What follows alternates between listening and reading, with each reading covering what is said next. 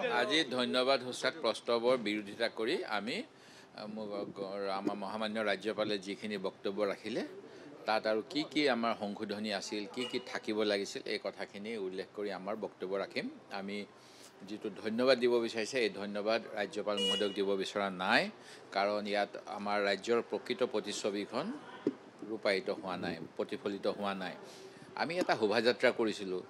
ৰাজ্যখনত এনেকুৱাই হৈছে আইন শৃংখলা অৱস্থা যে গণতান্ত্ৰিকভাৱে শান্তিপূৰ্ণভাৱে শোভাযাত্ৰা কৰিলে সেই শোভাযাত্ৰাত বাধা দিয়া মানুহ আছে।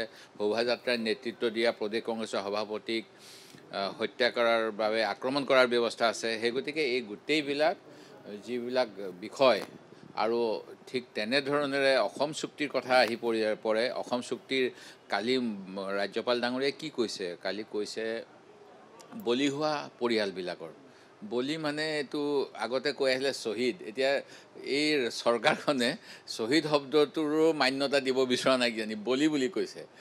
আচৰিত পাইছোঁ। ঠিক তেনেকৈ বিপ্লৱ শৰ্মা কমিটিৰ প্ৰতিবেদন APSC ক্ষেত্ৰত কওক বা আপোনাৰ 6 জনগোষ্ঠীৰ ক্ষেত্ৰত কওক, ক্লজ 6ৰ ক্ষেত্ৰত কওক, এইবিলাকৰ বিষয়ে একেবাৰে কোনো দেখাই নাই একোকে। আৰু তেখেতসকলে কৈছে গতিশীলতা, সেইবিলাক একে জেগাতে ৰৈ আছে, কোনো গতিয়ে দেখা নাই। সেই গতিকে আমি কথাখিনি ৰাইজক ক'ব লাগিব আপোনালোকৰ মাধ্যমেৰে।